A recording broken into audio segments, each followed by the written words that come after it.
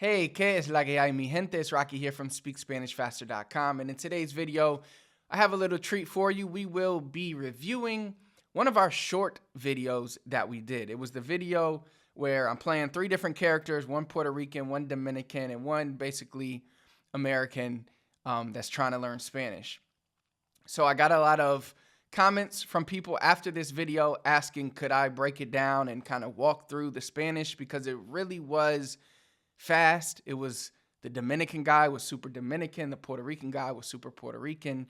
So many people may have struggled to understand what I was saying in that video. So in this video, we're going to be walking through that video, going frame by frame so that you can have a clear understanding of every word that I used, why I used it, the pronunciations, why it was pronounced like that, which should help you not only improve your Spanish listening comprehension, but definitely help you improve if, let's say, you want to learn more Puerto Rican Spanish or learn more Dominican Spanish, or you just want to be able to understand those speakers better. But either way, no matter which type of Spanish you want to learn, today's video will kind of be an eye-opener at how Spanish, depending on where the person is from, can sound different, and how people can use different words to signify different things, even in the same conversation. So without further ado, let's get straight into it.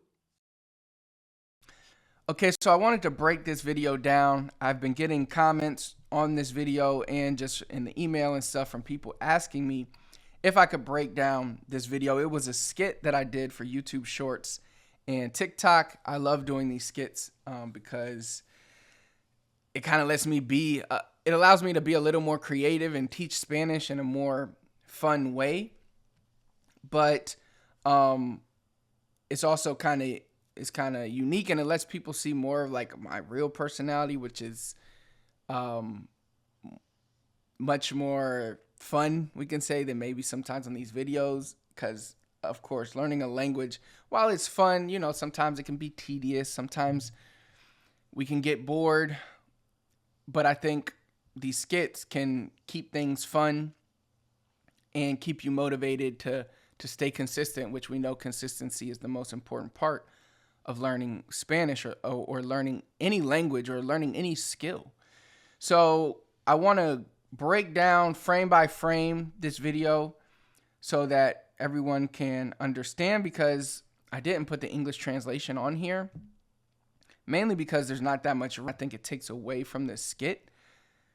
But now I'm going to put it together and it might make the skit even better. So first, we'll just watch the skit and then we'll kind of go back through it. All right. And then at the end, we'll watch it again. So you'll see it from a new light, a new angle, once you know exactly what's being said. All right, so let's first just watch the skit. Hola, ¿hablas español? ¿Qué lo que, tigre? Hey, ¿qué la que hay? Bien. Dime a ver, loco, ¿cómo te puedo ayudar?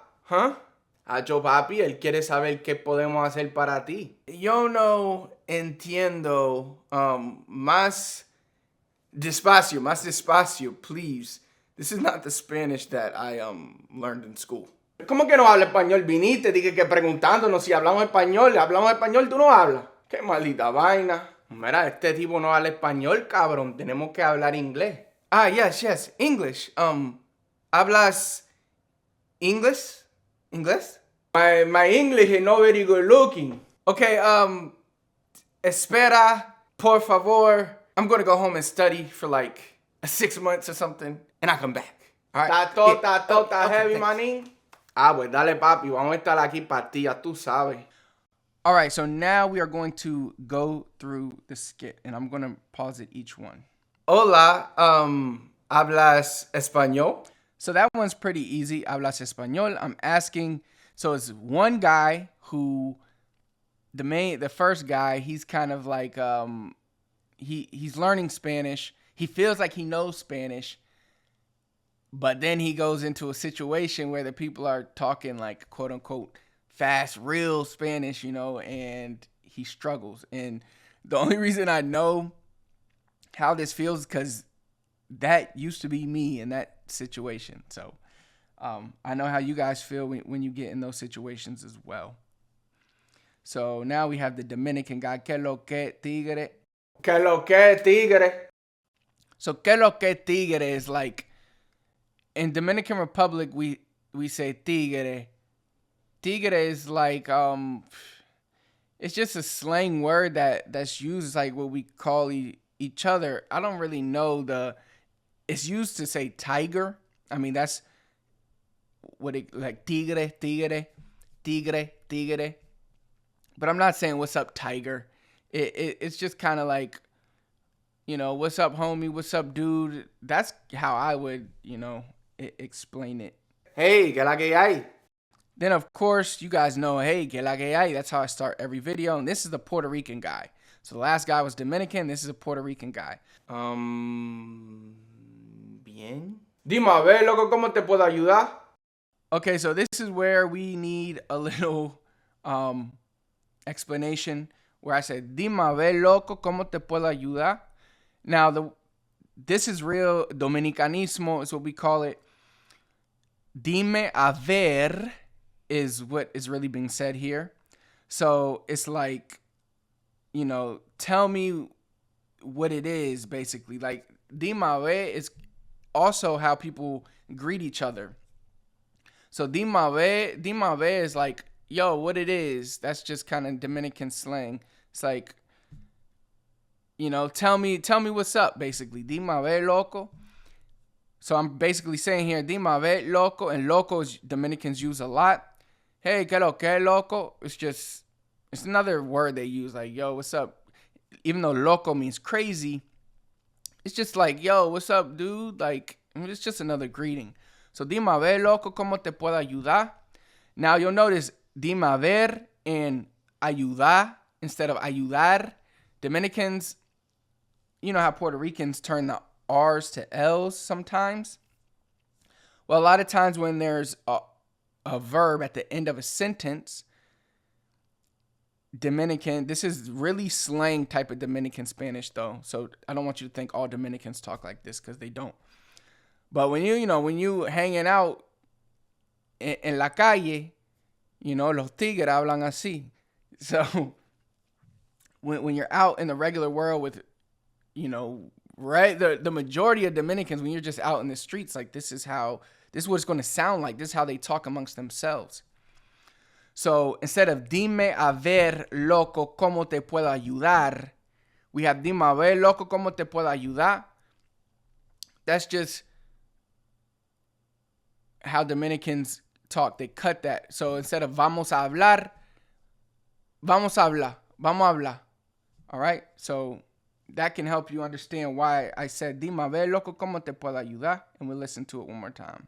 Dime a ver, loco, ¿cómo te puedo ayudar? Huh? Acho, papi, él quiere saber qué podemos hacer para ti.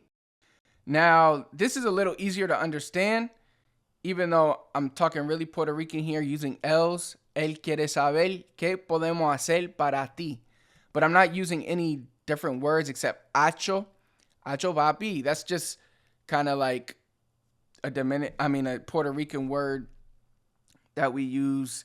It's really just like a word that we use in between thoughts. It just bridges thoughts that we have. So it really, doesn't mean too much. Acho, papi is just like, just a bridge word, honestly. Yo no entiendo. Más despacio, please. This is not the Spanish that I learned in school. Okay, so of course, yo no entiendo, más despacio. That means I don't understand. Please speak more slowly, more slowly. ¿Cómo que no habla español? Viniste, dije que preguntándonos si hablamos español, tú no hablas. Qué maldita vaina.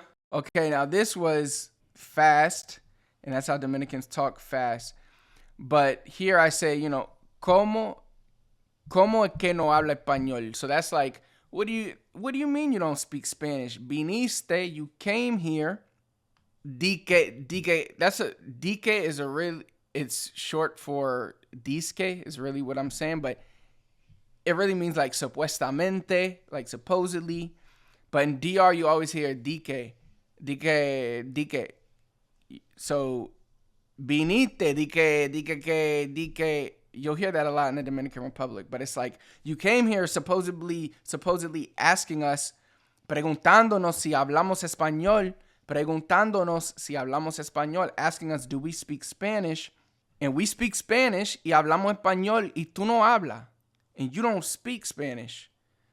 So he's just kind of perplexed, like, que maldita vaina.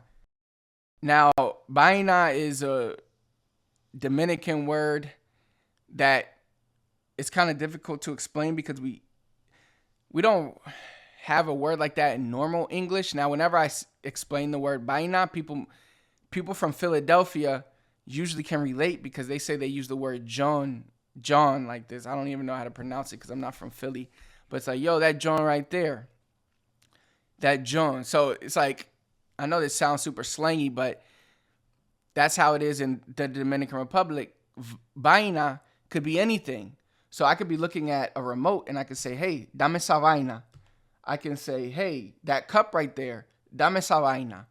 Give me that. Give me that joint. Give me this joint. So that's how, I think that's the best way to explain vaina. So if you're not from like the East Coast or from Philly area and you don't understand what John means, then it might be a little difficult to understand vaina. But if you understand what that means, like, yo, give me that joint right there. Yeah, I like that joint. Like, I like that. And you could be talking about anything. It's the same thing with vaina. You could, me gusta esa vaina. I love that right there. You know, so, but when you say que maldita vaina, it's just like, what type of crap is this? That's basically how I would translate that. Like, que maldita means damn, pretty much.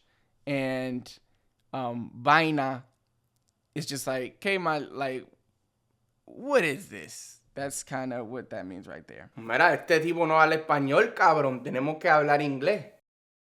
Okay, now here I say, mira, tenemos este tipo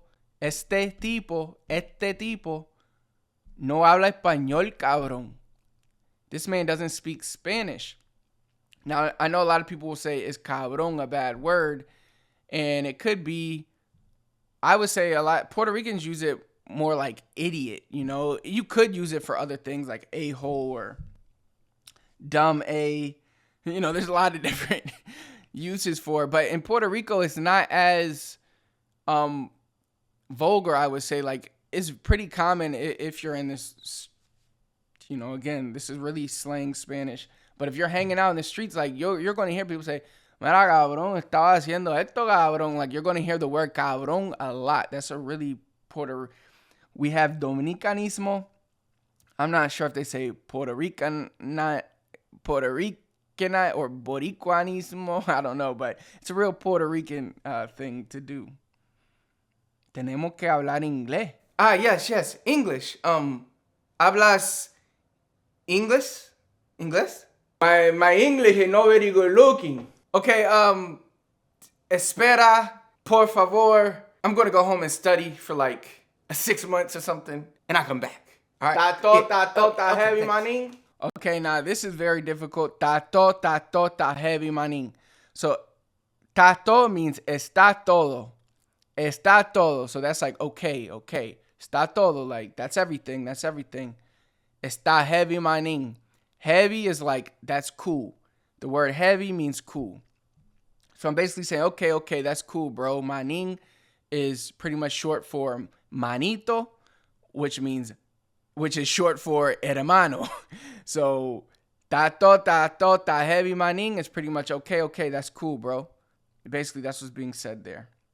Ah, pues dale, papi, vamos a estar aquí para ti, ya tú sabes. Okay, now Puerto Ricans, we use a lot of dale. Dale is like, okay, that's how we would say it. How the Dominicans said tato, Puerto Ricans, we say more like dale, papi, okay, all right? Vamos a estar aquí para ti. So, vamos a estar aquí para ti. Ya tú sabes. And that's kind of like, you ever wonder why, if you ever talk to New Yorkers a lot, we say, you know? Yeah, you know? I mean, this happens a lot, you know? I think that happens because in Spanish, a lot of times we say, ya tú sabes. Ah, yeah, sí, tú sabes. Estaba hablando con él, tú sabes, y él me dijo que estilo otro, whatever. But we say ya tú sabes a lot. Tú sabes. And I think it translates to English. Then this is why a lot of people, like a lot of New Yorkers, if you hear them talk, they always, like my dad, he says, you know, like every other sentence. You know? I even do it. So that's pretty much it. So that's the skit. So we'll watch it again. Now you have all the context that you need.